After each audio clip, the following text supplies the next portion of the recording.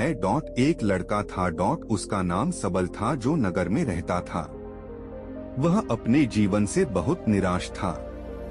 उनकी निराशा का कारण यह था कि वह अब तक अपने जीवन में कुछ नहीं कर रहा था।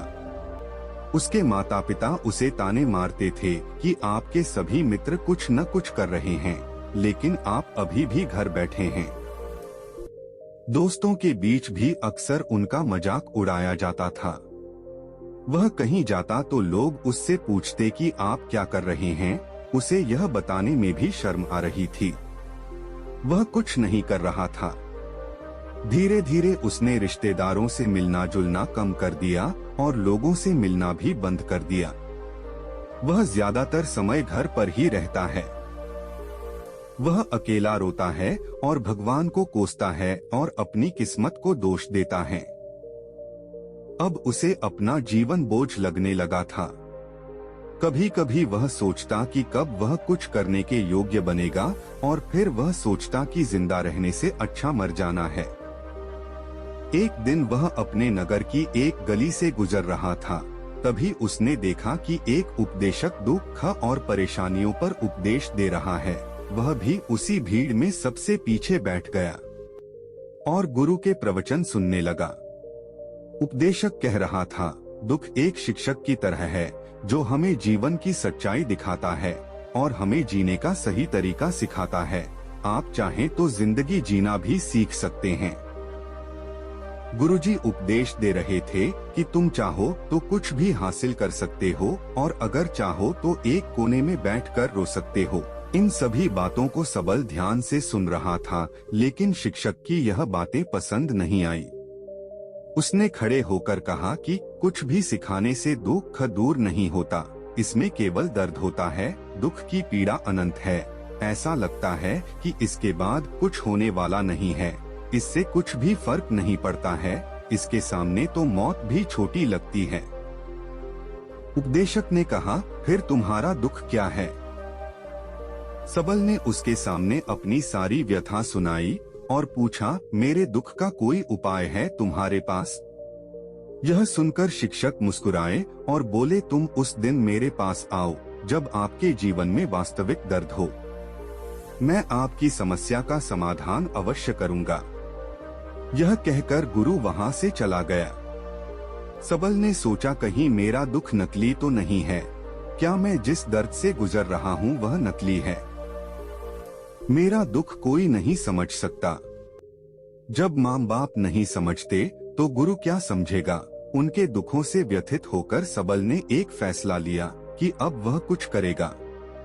सबल ने एक छोटा व्यवसाय शुरू किया, पर उसे सफलता नहीं मिल रही थी। लेकिन उसके घर वाले पूछते हैं कि क्या वह कुछ कोशिश कर रहा है।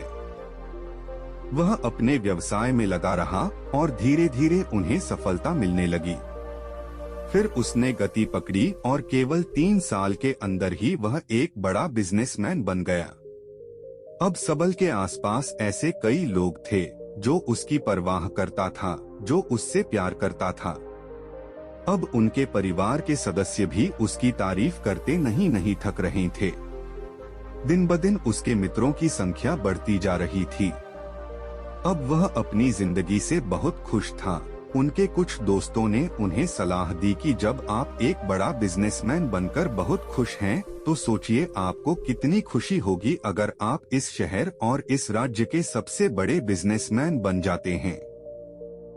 कितने लोग आपसे जुड़ना चाहेंगे, आपकी कितनी बड़ी ख्याति होगी और स्वयं राजा भी आपसे दोस्ती करना चाहेंगे और जरूरत पड़ने पर ही आपसे पैसे उधार लेंगे। दोस्तों की यह बात सबल के मन में घर कर गई। अब वह और पैसे कमाने की कोशिश करने लगा, लेकिन उसे यह सब बहुत ही जल्दी चाहिए था। वह समय बर्बाद नहीं करना चाहता था। उनका अधिकांश समय इन चीजों को प्राप्त करने में गलाने लगा, इसलिए वह ऐसे काम करने लगा जो सही नहीं था। उसने बड़ा उधार लेना शुरू कर दिया।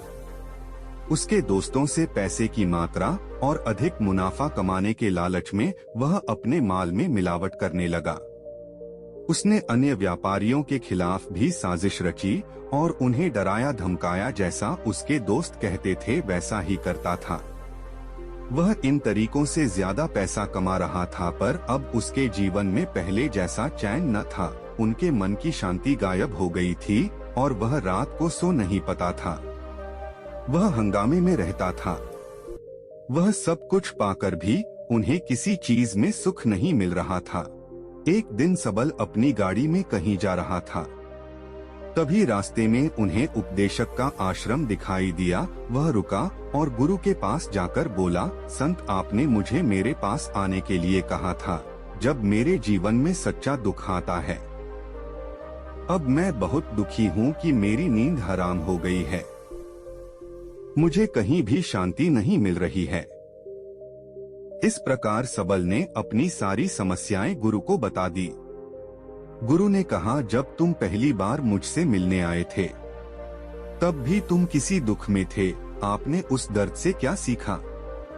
सबल ने कहा कि सिर्फ सोचने और चिंता करने से कुछ नहीं होता। आपकी दृष्टि को सच करने के लिए यह कार्रवाई करता है और सिर्फ काम करने से कुछ नहीं होता, परिणाम भी मिलना चाहिए। जब आपको लगता है कि आपका लक्ष्य हासिल नहीं होने वाला, तब राह में चाहे कितनी भी मुश्किलें आ जाएं, मन कितना भी निराश क्यों न हो, कितना भी लगता हो कि अब कुछ नहीं होने वाला है, तभी विश्वास करें, मैं जो भी कर रहा हूँ उसमें अवश्य सफल होऊंगा।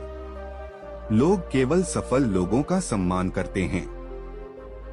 कोई कितना भी अच्छा क्यों न हो, वह हमेशा लोगों की नजरों में बोझ बने रहते हैं। यह सब सुनकर उपदेशक मुस्कुराया और बोला, जब आपके पास है तो यह वास्तविक दुख नहीं है।